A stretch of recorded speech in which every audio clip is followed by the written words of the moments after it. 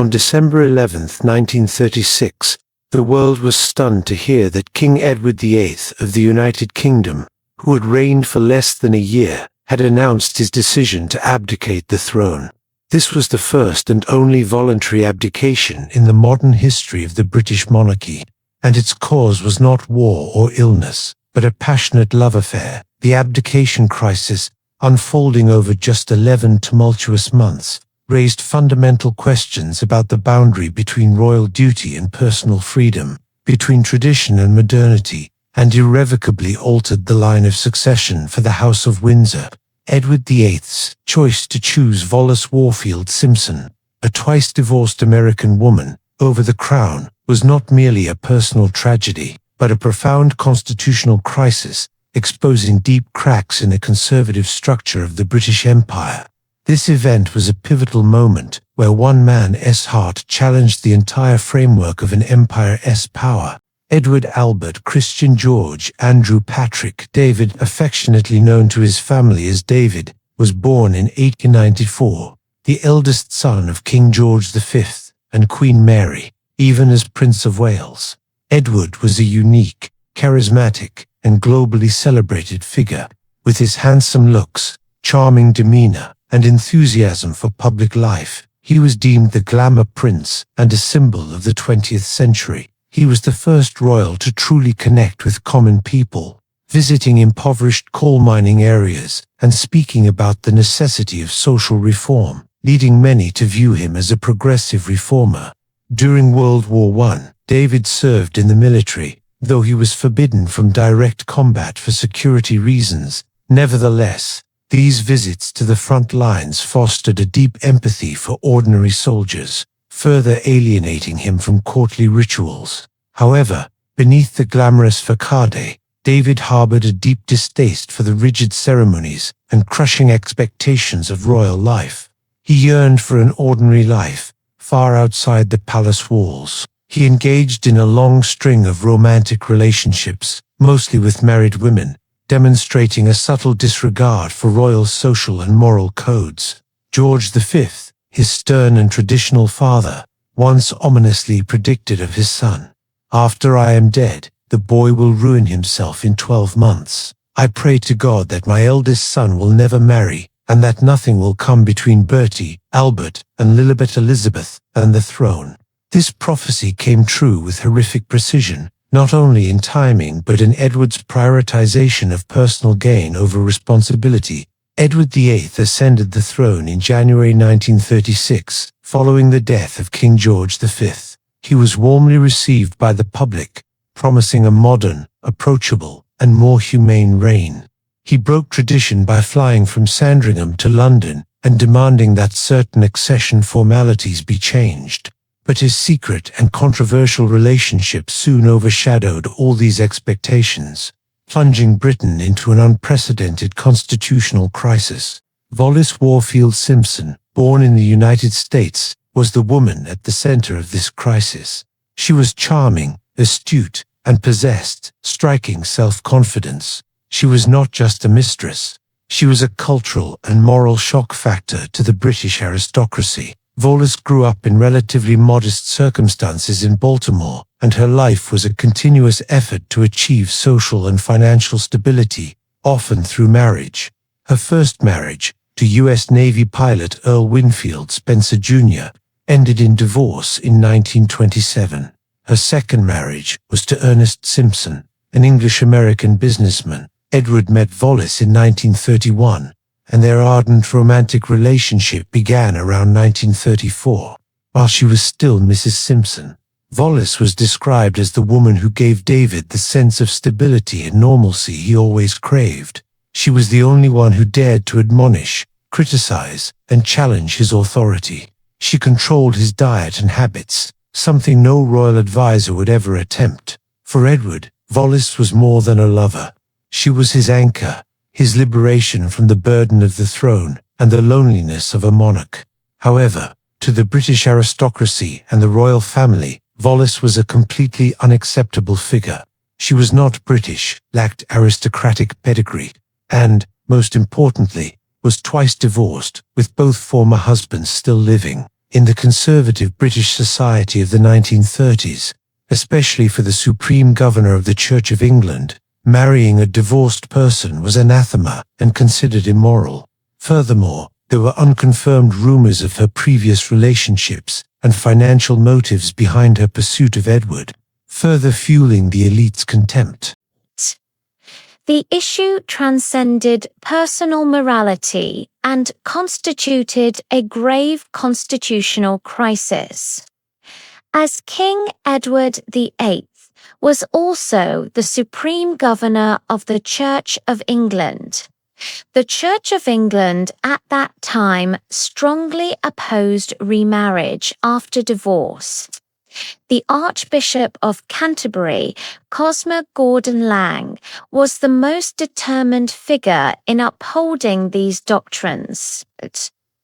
The king marrying a twice-divorced woman was seen as an act of hypocrisy, undermining his spiritual leadership role.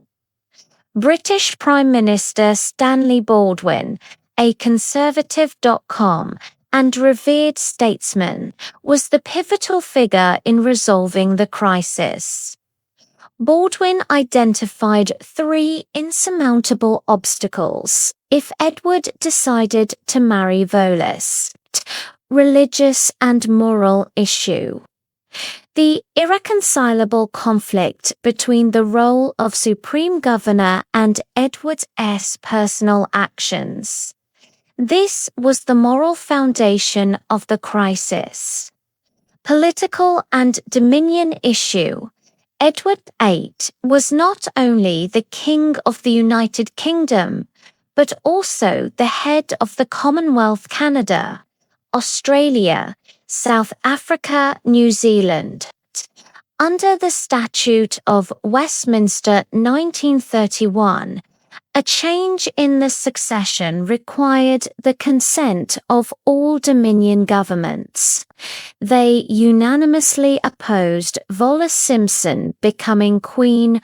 Baldwin concluded that the government's refusal to support the marriage would lead to the government's collapse, a hasty general election, and the potential disintegration of the Commonwealth. This could tear the empire apart. Royal dignity and political neutrality issue. Edward's conduct, including his intervention in political matters such as expressing opinions on the living conditions of minors and his casual handling of state documents, had already led the government and other royals to lose confidence that he could be a neutral and reliable sovereign. In November 1936, after Wallis Simpson formally filed for her second divorce, due to become final in spring 1937, Edward VIII formally discussed his intention to marry her with Prime Minister Baldwin. Baldwin presented 3 clear options: give up Wallis Simpson, marry her despite the government's advice leading to the government's collapse, or abdicate. Edward proposed a 4th solution: a morganatic marriage. Under this proposal, he would remain king. But Wallis would not be styled as queen, but merely as a consort, or receive a lesser title. Baldwin and the Dominion Prime Ministers decisively rejected this proposal. They argued that under British law, the king's wife automatically became queen, and no other classification was possible unless Parliament passed a special act. Baldwin refused to do so, as it would create a dangerous constitutional precedent and weaken the monarchy's prestige. While the secret negotiations took place between the king and the prime minister, the British press maintained a gentleman's agreement not to report on the king's relationship. However, this silence created widespread suspicion. The news circulated widely abroad and through unofficial news channels, making the British public feel excluded and deceived. The final public explosion occurred on December 1st, 1936, when Alfred Cooper, Bishop of Carlisle, delivered a forceful speech about the king doing things contrary to moral tradition, without explicitly naming Wallis Simpson. Subsequently, on December 3rd, the press began openly reporting the story. Public attention shifted to a fierce constitutional debate. Edward attempted to garner support. A few notable figures stood by him, most notably Winston Churchill, then a backbench MP, and newspaper magnates Lord Beaverbrook and Lord Rothermere. Churchill tried to rally Parliament to give the king time and not act hastily, but this effort failed miserably. He was seen as interfering in a constitutional matter that Parliament had already unanimously resolved. Edward's attempt to form a King's Party against the government was viewed as a politically destabilizing act, further solidifying Baldwin's resolve. Wallis Simpson, overwhelmed by media attention and threats, fled Britain to France. Edward hoped this action would alleviate the situation, but it was too late. The government and the royal family were resolute. Facing relentless pressure from the government, the church, and his own family, Edward VIII realized he could not keep the throne and simultaneously marry the woman he loved without causing a prolonged constitutional crisis and weakening the monarchy. On December 10, 1936, at Fort Belvedere, Edward VIII signed the instrument of abdication. The document was signed in the presence of his three younger brothers, the Duke of York, Albert, the Duke of Gloucester, Henry, and the Duke of Kent, George. This signing was clear evidence of his renunciation of all claims for himself and his future descendants. The abdication took effect on December 11, 1936, after Parliament passed His Majesty's Declaration of Abdication Act, 1936. On the evening of December 11th, Edward, now the former king, delivered his final radio broadcast from Windsor Castle to the entire empire. The speech, written by Edward himself and Winston Churchill, was both a romantic defense and a poignant farewell. At last I am able to say a few words of my own. I have found it impossible to carry the heavy burden of responsibility and to discharge my duties as king as I would wish to do, without the help and support of the woman I love. I want you to know that I have made this decision for myself, and I have found great comfort in the thought that I am not only sparing the woman I love from the ordeal of being unable to assume her full royal role, but also enabling my successor to take up the burden with dignity and preserve the monarchy intact. These words, though emotional, were criticized by many for their underlying selfishness. As Edward revealed, he viewed the role of monarch as an intolerable burden without his personal love. After abdicating, Edward was created Duke of Windsor and left Britain immediately. He married Wallis Simpson in June 1937 in France. The royal family, under the leadership of the new king, George VI, Edward's shy, stammering younger brother, Albert, boycotted the wedding. The biggest point of contention was Wallis's title. King George VI decreed that, while the Duke of Windsor would be styled Royal Highness, Wallis Simpson and any future children would not receive that title. This caused a permanent rift between Edward and his family. Edward viewed this as a personal slight against his wife and an act of familial retribution. The life in exile of the Duke and Duchess of Windsor was a cycle of luxury and social ostracism.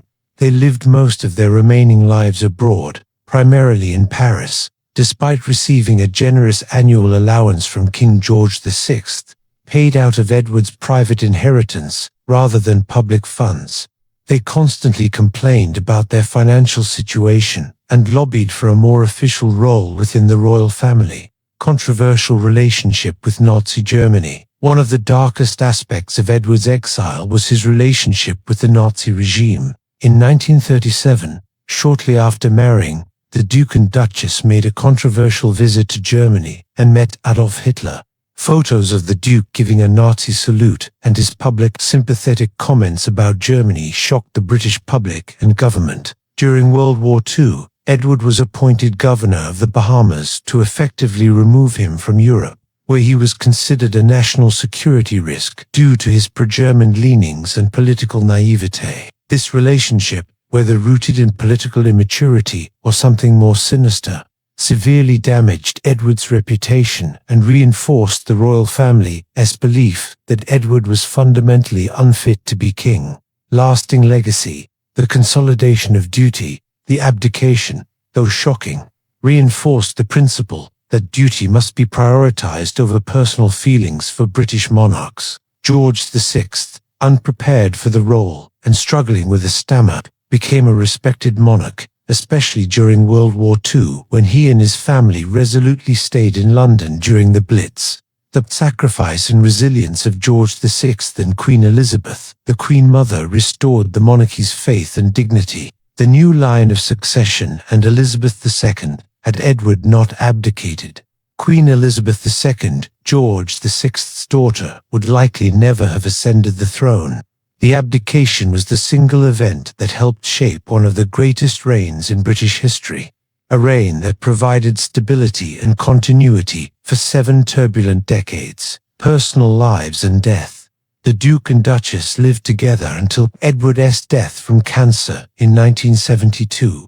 Before his death, Queen Elizabeth II visited him in Paris. After Edward passed away, Wallis Simpson lived in seclusion and died in 1986. Both are buried at the Royal Burial Ground at Frogmore, Windsor, marking the conclusion of a historical tragedy.